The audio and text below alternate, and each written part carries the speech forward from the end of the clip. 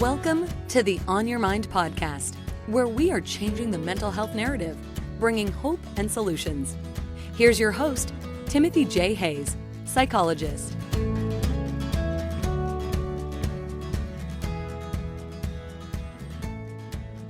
Mark Manderson is a renowned expert in the addiction field with over 20 years of experience.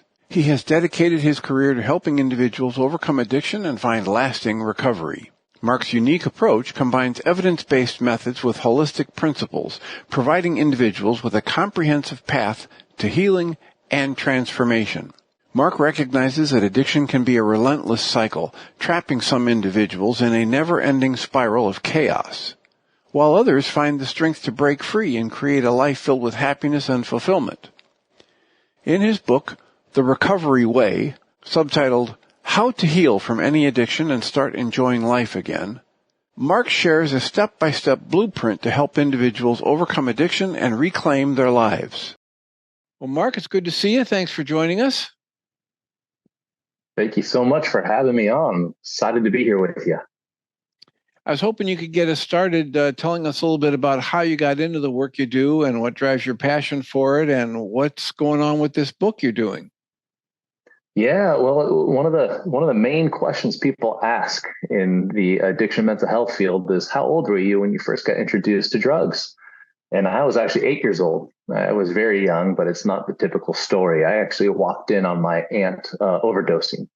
So as a young kid, not really understanding it, I went and grabbed my mom, and thankfully my mom revived her. She was living with us at the time, but unfortunately it was me and my sister and my mom.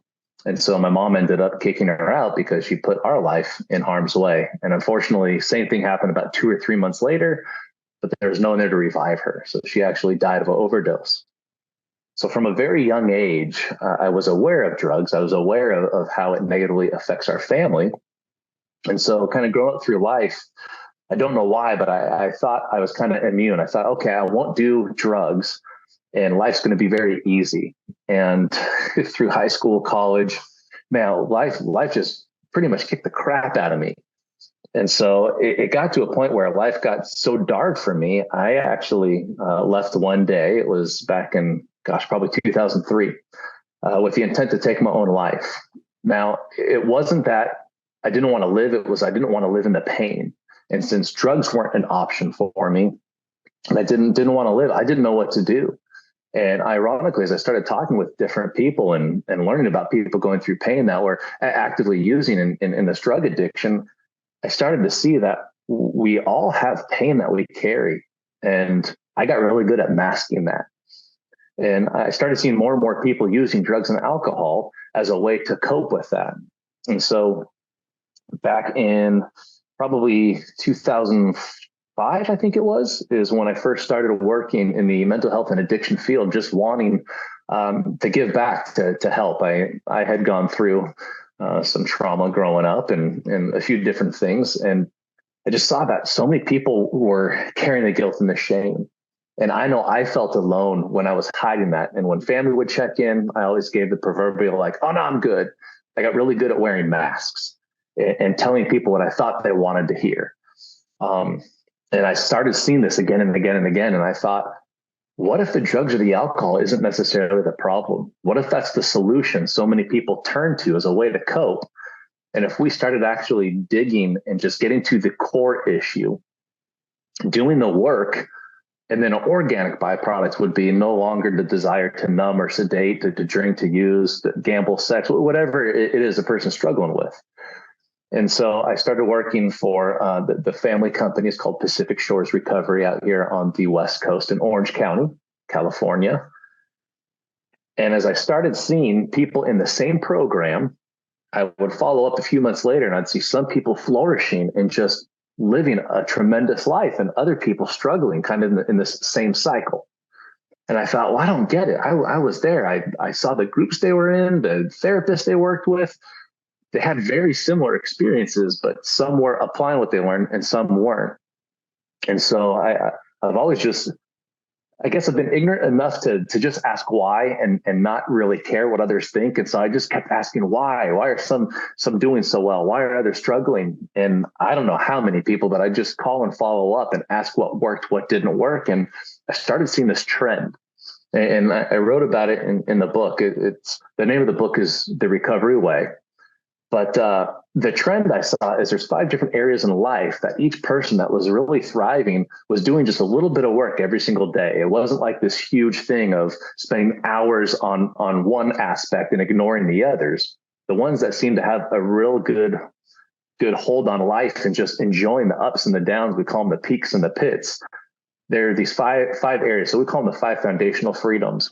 And so I started applying it towards my life. It started working really, really well, where I loved everything that life had to offer, and have been doing the work for, coming up on 21 years myself. And then seeing that this worked so well, we brought it in, started applying it to different people. We started getting better successes as more people were doing the work. But earlier, before we jumped on here, you hit the nail on the head. You said, but you got to do the work. There's no magic pill. So that's kind of how I got started into this and kind of stumbled to where I am now, doing this 2 decades later, and feeling even more passion and fire to do this and to help as many people as I can. So what are those 5 areas that you identified? So they're very simple. So I like breaking things down in a way that I can remember them. So I call them the 5 F's, but in no particular order. One is fitness. So like health, notice people were moving, either going to the gym or yoga. Or the neat thing about this framework is there's not one way. It's not like, hey, do CrossFit or this. It's the body was made to move. And when we tend to move, it releases the feel good chemicals.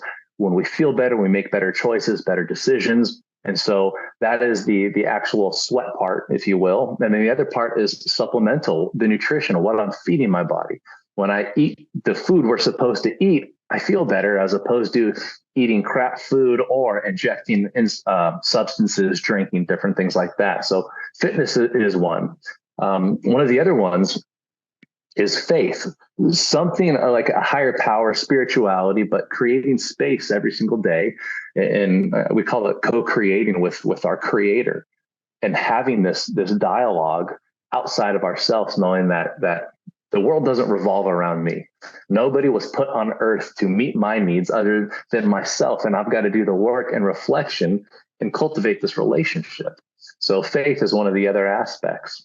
One of the other ones is we call it family and friends, basically relationships. Those that are flourishing in life are depositing into the relationships. They're making daily efforts in cultivating these relationships. And we've seen relationships go from on the brink to divorce, zero trust, and through these daily messages of gratitude and open and honest conversations, although it's difficult at times, we started seeing the trust rebuilt and these relationships flourishing. So that's one of the others. Other one is finance, of everything is learned in this life, and learning how to make money doing something that you actually love and enjoy. I remember when I first heard this statistic, I thought, holy cow, I used to live a certain way where I didn't love what I did. And the statistic is I don't know the exact number, but there's more heart attacks on Mondays than there are Fridays. And there's something about people that basically live Monday through Friday doing something that they hate for 2 days on the weekend to do what they actually enjoy. And so we found people were either progressing in something that they loved or that they wanted to learn, either a trade or something, but they started to invest in themselves. And this turned up for what they do for work. And then what we found is these 4 sit on this core, the 5th and final foundation, which is the foundation of feelings. People were doing reflective work, whether it was journaling, therapy, something where they were colliding with themselves, their thoughts, their negative thought process, and actually challenging it. Instead of taking our negative thoughts as truth and going, oh, I'm thinking this, therefore it must be true, of actually challenging. And what we found is through this process, we begin to change, kind of rewire and retrain the brain to think completely different, no longer attacking ourselves, but now questioning that and looking at different perspectives. So those are what the 5 foundational freedoms are. I like what you were saying in terms of it's not hours and hours a day, but it's a little bit of time each day on each of these 5 areas. Are there any specific tools you recommend for people in working with either their feelings or their finances or their friends and family or Yeah, the neat thing about we call it what I think we're called the information age now is everything is so readily available online. There's so many different methods. So the only wrong thing to do is not do anything. But I know at our center we have an app that we created, so our clients are able to go in and to do the work on the app. We have something called Recovery Chat that is prompted questions. It pulls from a lot of different people's work and gears it more towards kind of mental health and addiction. But one of the biggest things is just putting pen to paper. Byron Katie is she has some great work, and she says something along the lines of the goal is to take the war that's up here and to put it on paper. And when we're able to take our thoughts and actually put it on paper, it's one step removed. Just that simple thing of writing it down helps give us one step removed from feeling that like the weight of those emotions. And something about seeing it on paper as well allows us to process it a little bit different. So that's one way, is just by simply writing. You don't even need a fancy journal. You can just have a blank piece of paper and you just start writing, having a conversation with yourself. So the biggest thing is just actually doing the work. well, and that's it. Byron Katie calls her stuff the work.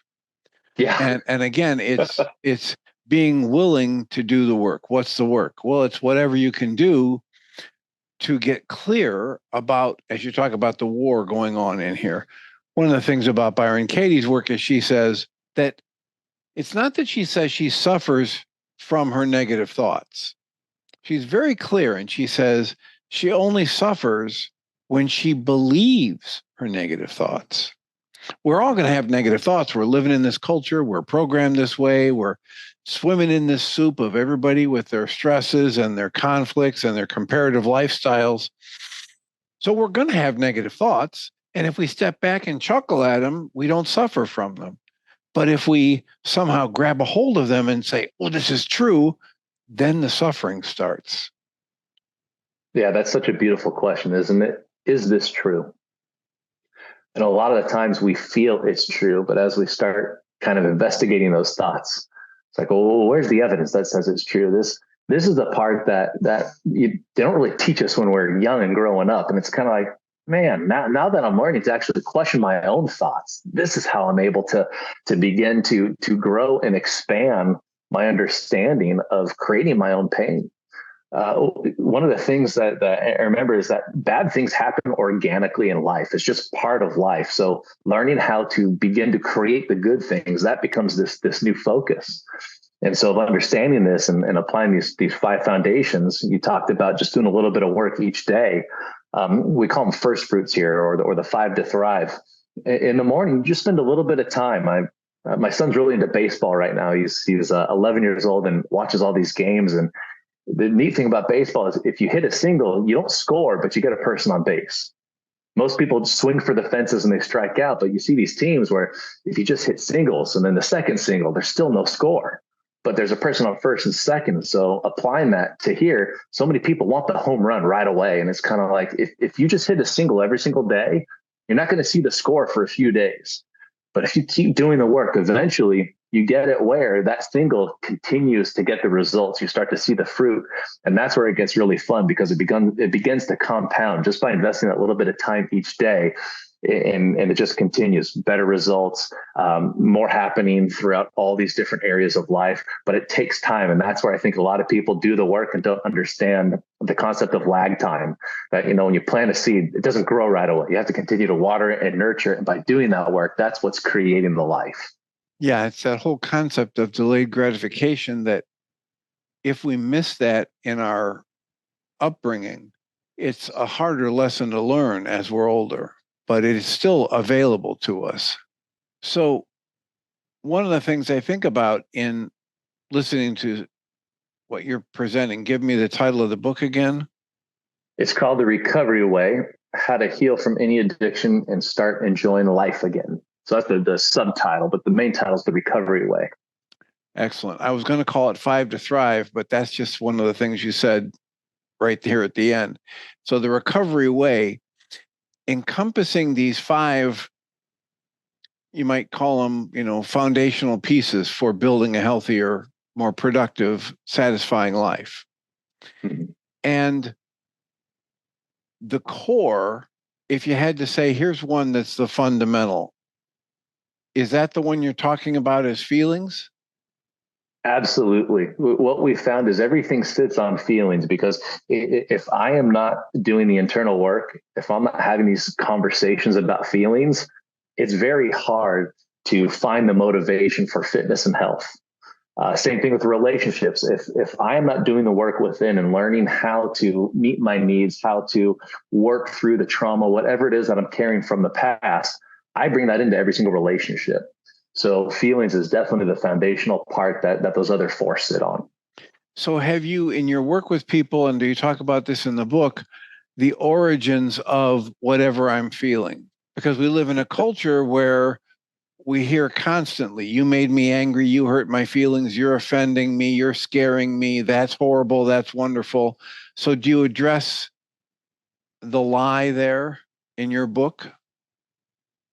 In the book, we don't go that deep. In our center, absolutely, we have therapists that will go into, we call them hurts, hates, and secrets, and actually do that growth work.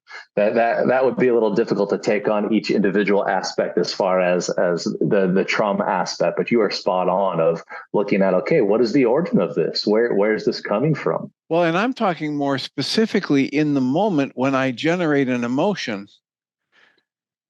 Right. If you have this feelings as one of your 5 F's as a foundation, if I'm aware that I have this feeling, that's really good. That's the first big step. A lot of people, we get cut off at the neck and we never really pay attention to all of these physical, visceral sensations. And we try and think our way through every situation. But the next step is, in the work that's been most useful for me, is recognizing and starting to ask myself, how am I creating this emotion? Taking 100% or closer and closer to 100% responsibility for the emotion I create, and learning what's that mechanism. Much like as Byron Katie we mentioned says, here's the mechanism for my suffering is when I believe in these negative thoughts. The negative thoughts don't cause my suffering, but I can start to suffer if I believe them. So is that a part of this, of your Recovery Way book, recognizing that I'm the one creating my emotion?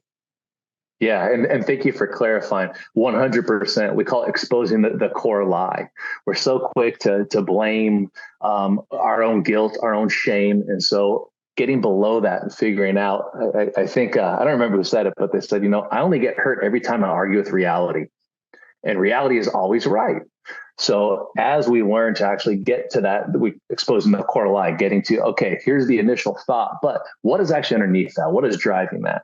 So yes, yeah, the book does go into exposing the core lie, looking at what are the questions that I'm asking myself. Awareness, you said, is one of the very first things is hit pause, right? Anytime we have that initial trigger, that gut reaction is to hit pause and to investigate. And as we do, that is where we're able to do the work to expose that core lie or that belief of what's driving this. And do you recommend any kind of breath work to help that pause? We do. So I had I was very fortunate back in, I want to say it's 2015. I went to this business conference and there was a gentleman named Wim Hof who was one of the guest speakers. I'd never heard of him. And he took us through this experience that completely blew my mind. I mean, I'm an expert breather. I've been breathing my whole life, but had no idea that you can actually consciously breathe different to experience complete different emotions, open up all the different aspects.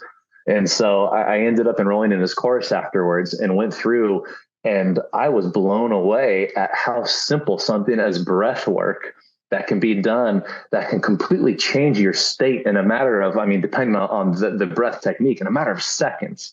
So I go over what I learned from Wim Hof in the book, different breathing exercises. And personally, still to this day, I do my morning breath work every single morning as part of I call it my 5 to Thrive or first fruits, and do cold exposure as well. There's something that when you're in cold, the brain goes to fight or flight. And when you're able to work through that, you realize gosh, it's not going to kill me. This is just the brain is so fast at flighting or fleeing or looking at, oh my gosh, we're all going to die. It's all over. And a lot of the times that happens with the emotions as well. And so learning how to breathe through this and say, okay, this isn't going to kill me. I just need to breathe through and to figure out what's coming on. And that's how we make it to the other side. Well, I would imagine that what you find is that when people start doing that kind of work, it starts to affect the other four F's, including, the friends and family. Because if I'm in a situation where I'm blaming the people around me for what I'm feeling, I'm going to get one kind of result. And if I'm in that same situation and I take responsibility for what I'm feeling, I get an entirely different kind of result. Yeah, it's all intertwined. I haven't met anybody that can compartmentalize, and if they're dealing with an issue over here, it doesn't bleed over into the other areas. And so it works both ways. That's why this holistic approach of seeing the wholeness of everything connected and intertwined. That's how we're able to, like we talked about earlier, hit those little singles. Just a few steps in each aspect allows me to continue to move all aspects up, as opposed to only focusing on one, getting really good at that, but at the extent of the other 3, 4, however many are left, are suffering.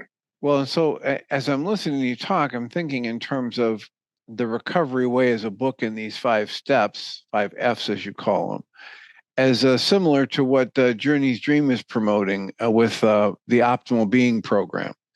And it's, how can you live an optimal life, not just survive? And it reminds me kind of the story you told. You kind of took a detour when you said you reached the point where you didn't want to be here, and you didn't say, did you have a suicide attempt or did you?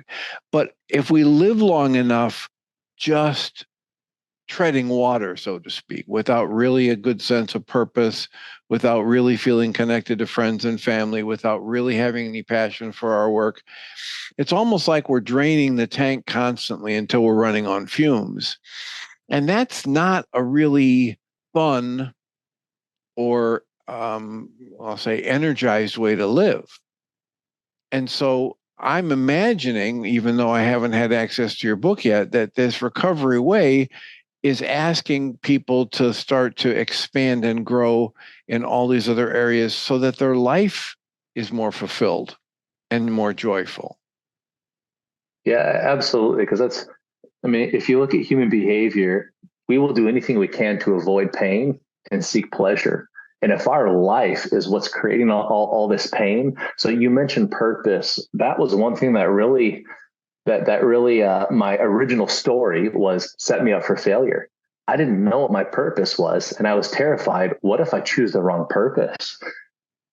And so fortunately, as I started learning some of this stuff, I just started sharing openly. And I remember one of these guys at the gym, he was probably at the time in his late 60s, had a full 6-pack, in amazing shape. And we just started talking, and we kind of became gym buddies. And he had so much wisdom. And I remember sharing with him, like, I'm terrified. What if I choose wrong? And he just kind of laughed. And in his 60s, he says, I still don't know what I want to do when I grow up. And that hit me so weird, because he'd had multiple lives. He shared with me. He said, out of school, I wanted to be a football coach. So I got a job as a football coach. We won CIF. It was wonderful. After about 10 years, I wanted to become a teacher. I think it was history. And so seeing him do this, he was the first person that taught me purpose can be seasonal. You don't have to lock in. It can be seasonal. And if you lock in this season, what is my purpose? What am I feeling called to do? What is something I can do that is going to not only serve me, but serve others and for the greater good? And there was something about it. It was like getting permission that I don't have to have it figured out. Even if I choose the wrong purpose, if I feel it is what my calling is right now, well, that's okay. And that is what led me to doing a few things that got me to this purpose of coming up on 21 years of doing what I do. And I thought, had I not gone to the other, I think it was 2 seasonal purposes before this, I wouldn't have found this one.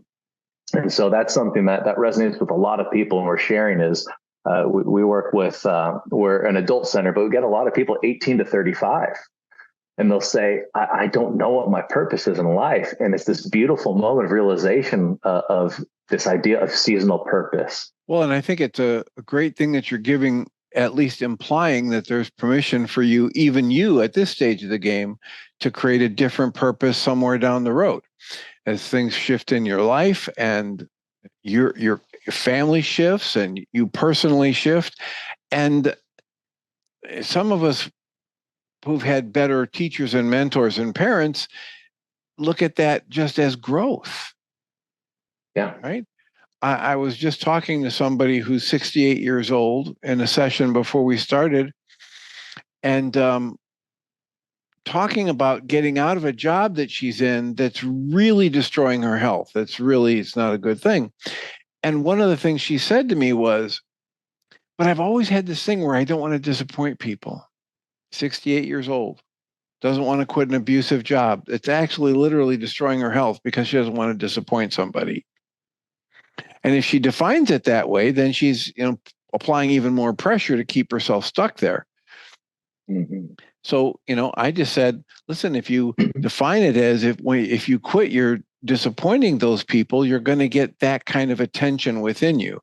And yet, if you define this quitting this job as setting healthy limits for yourself and opening to the next chapter of your life, you get a whole different response. Yeah, and regardless of what the person chooses, they're right, because we continue to create our own reality, and our beliefs. This is something that I continue to relearn. Is my beliefs are what shape my reality. So in that example, if I'm saying, well, I've got to please everybody, well, then that's going to go ahead and shape my entire future, as long as that's my belief.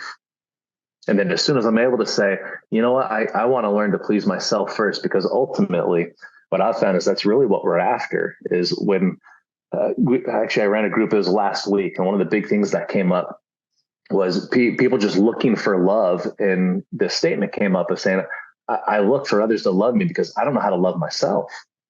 And if I don't know how to fulfill one of my own needs, we continue to look for that and put ourselves in really difficult situations trying to go ahead and access that. So I definitely hear where you're coming from with that belief of, if I'm a people pleaser, I'm going to continue avoiding conflict because I don't want to ruffle any feathers.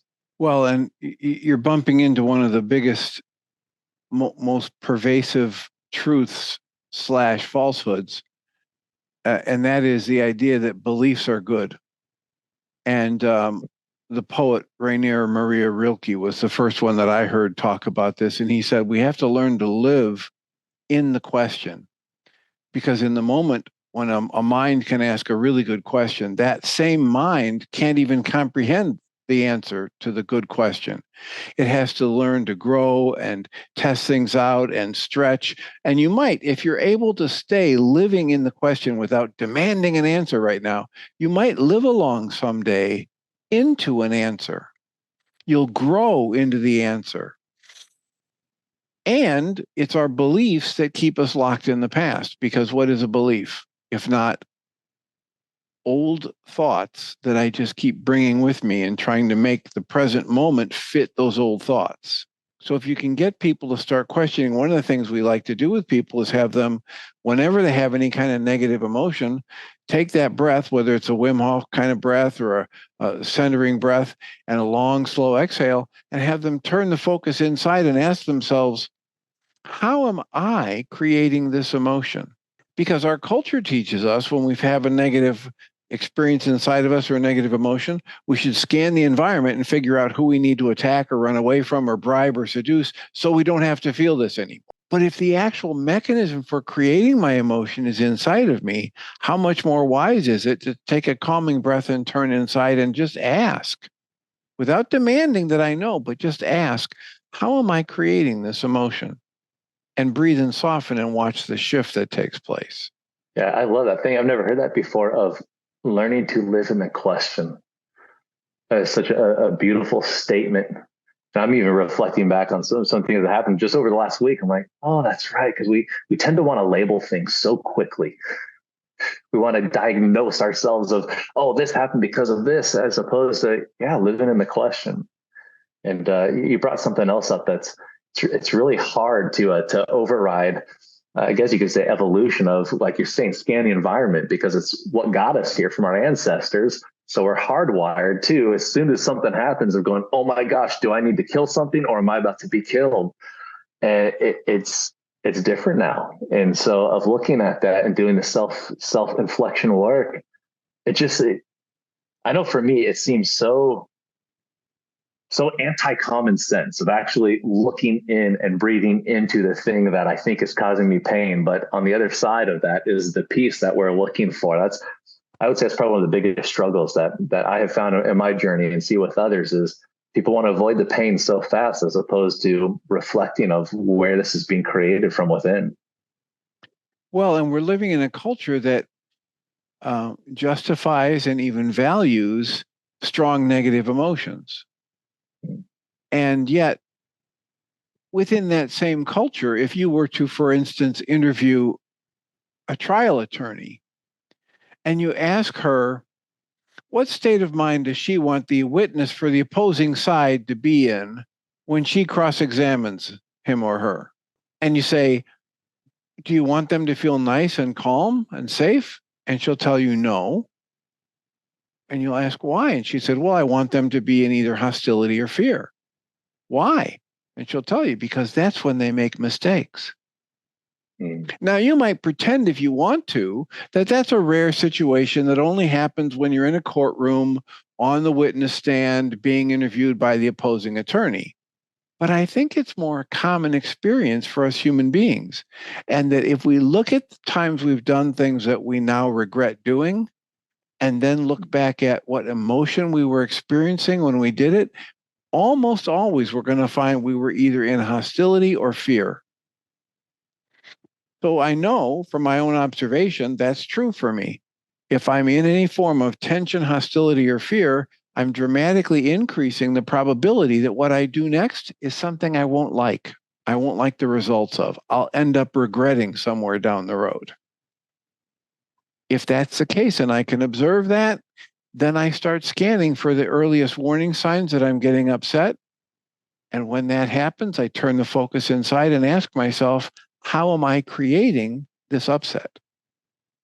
And it's been a life transforming process. And there's other tools that are incorporated in the Optimal Being program that expand that very thing, build on that. Yeah, that's beautiful, because we tend to live in such a reactionary place.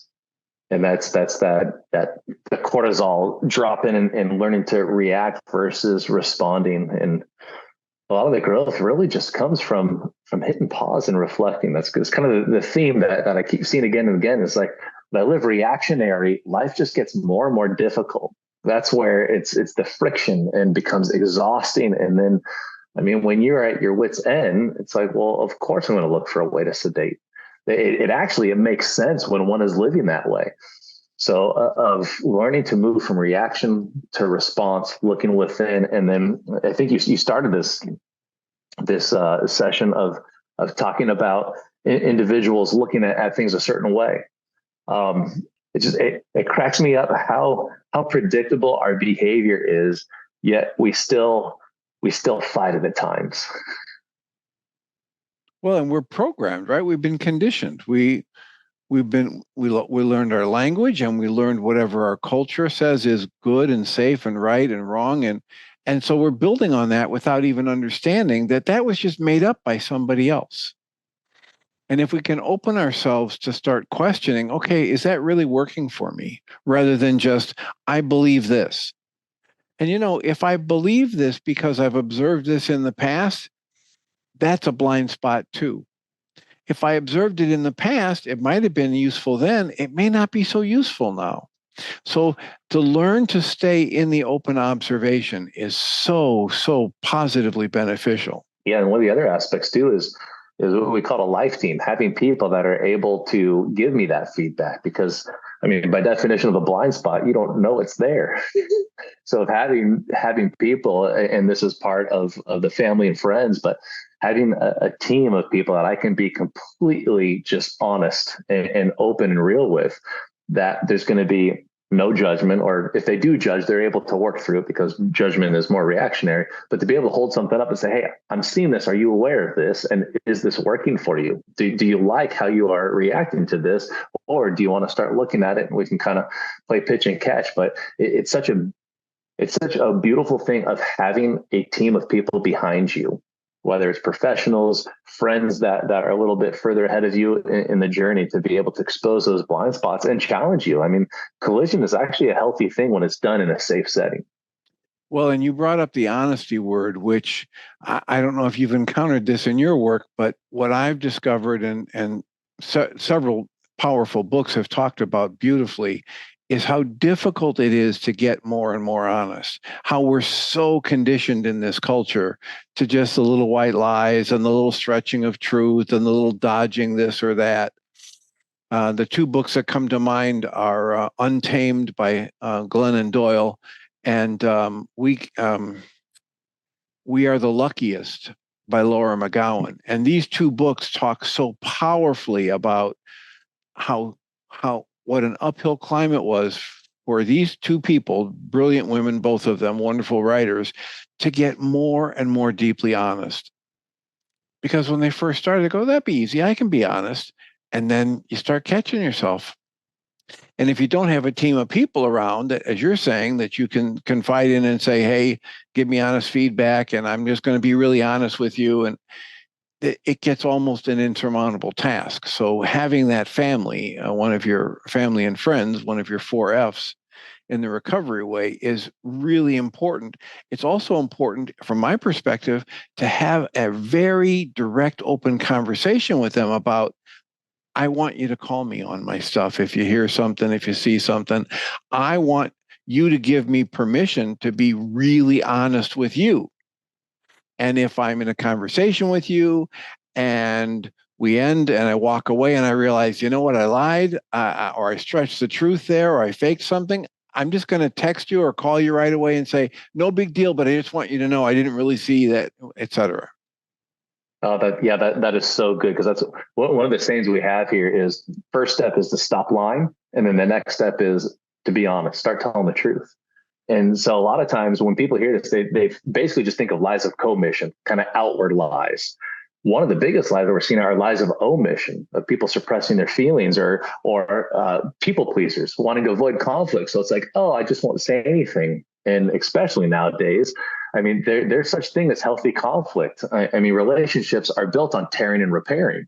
And so being able to no longer stuff those emotions, and that's what's so interesting is my journey. I prided myself. I'm like, okay, I've said a few doozies growing up, but I learned my lesson. I really don't have too many lies of commission. So I'm sitting here, I'm like, oh, this is great. I'm doing so awesome in this area. And then the lies of omission come up. And I'm like, oh, I'm not sharing any of this stuff. I think especially for us guys, it's easy to just kind of stuff. Be like, oh, I'm not really feeling anything, as opposed to first step awareness, going, I don't know what I'm feeling, but something's going on. And then as we start sharing that, then we kind of stumble our way to find out, I'm actually, at first I was angry, but really it's hurt. It's hurt. And I don't even know how to bring it up. And so of having these relationships having these conversations in regards to relationships, and paving the way of having open conversations. So I have in my life, I have two sets of guys. One is religious based in a men's Bible study, and the other is business based, where we are able to just be real and raw and just open with each other. And when we're struggling, we can come together. Sometimes we just jump in the pit together and say, hey, I'm here for you. I'm not going to fix it. Just here to listen. Other times it's jumping in and going, hey, let's put some logical sense behind it, because like you said, when we are in that reactionary state, I don't think clearly. When I'm like in the middle of the pain, the fight or flight, thinking it's all over, the brain just goes to survival, as opposed to, oh, maybe I misdiagnosed the situation. Maybe I misread that. So another part you share 100% on of being honest and moving past that initial fear of thinking, oh my gosh, I am catastrophizing what potentially could happen if I'm honest. And to this day, I mean, knock on wood, I don't think worst case what I thought has ever played out in my life in any scenario. Yeah, I've had some bad things happen, but it's never been the worst case that I actually invented in my mind of this is going to happen if I speak up. It's usually so much less than that. The only time it gets really bad is if I continue to lie, and then eventually it comes out, or whatever happens, not on my account, but something else. That's when it really gets out of hand. Well, and there's that book, The 15 Commitments of Conscious Leadership, which is so clearly they talk about the need to be honest and the need to share your feelings and feel them all the way through and make a commitment to do that with people. So it's real solid stuff. I know we're pushing up against my hard end time limit here. I wonder if you could get centered, take a breath, and scan your mind and think, if we've just got a few minutes left, what's something that I either haven't asked you about in aspect of the work you do or your book, The Recovery Way, or something that you'd like to go back and highlight that we've already discussed? I think you did a great job. I've enjoyed this conversation of going back and forth. The only thing I can think of is, two things. Number one is, if anyone's listening to this and struggling, is just knowing that it's okay to be in the struggle. I think this day and age, we try to show this facade so many times that we have it all together. Oh my gosh. It's okay to be in the middle of a struggle and to actually share openly. It's actually a sign of strength. A lot of guys I work with, they say, gosh, it's weak if I say something. And once they say something, they go, oh my gosh, the amount of strength I found from this. So it's kind of counterintuitive, but of knowing of, hey, most people are going through something very similar, but if you share, then you're able to see, oh my gosh, it's not just me. This is telling me it's me. This is what leads to the isolation. But by sharing openly, I find out, oh my gosh, it's not just me. I'm not messed up. I'm not broken. I'm actually just having a human experience, and I'm learning how to vocalize this, to work through. That's the first thing that comes to mind. The second thing is if anybody wanting to grab the book, you can go on Amazon. It's on Amazon, or we have a direct link, pacificshoresrecovery.com/book. And so those are the two ways that a person can grab the book if they want to learn more about it. Excellent. Well, I appreciate your taking time to share with us, and I look forward to reading the book myself. Yeah, ditto. Thank you so much. It was great being on here with you. Take care. Mark Manderson is a renowned expert in the addiction field with over 20 years of experience. He has dedicated his career to helping individuals overcome addiction and find lasting recovery. Mark's unique approach combines evidence-based methods with holistic principles, providing individuals with a comprehensive path to healing and transformation. Mark recognizes that addiction can be a relentless cycle, trapping some individuals in a never-ending spiral of chaos, while others find the strength to break free and create a life filled with happiness and fulfillment. In his book, The Recovery Way, subtitled How to Heal from Any Addiction and Start Enjoying Life Again, Mark shares a step-by-step blueprint to help individuals overcome addiction and reclaim their lives. Drawing on over 20 years of experience in the addiction field, Mark has guided thousands of individuals on their journey to recovery. The book, The Recovery Way, presents a unique approach that combines evidence-based methods with holistic principles, providing readers with the tools, habits, and strategies they need to heal from any addiction. The book, The Recovery Way, is now available for purchase on Amazon.com, and for information about the book and author Mark Manderson, please visit pacificshoresrecovery.com. PACIFICSHORES recovery.com. You've been listening to the On Your Mind podcast, offered by Journey's Dream, where we support people through mental health challenges to a place of true and lasting well-being. If you love our show, we invite you to visit onyourmindpodcast.org to join the conversation, access the show notes, and discover our helpful resources. Thank you for listening.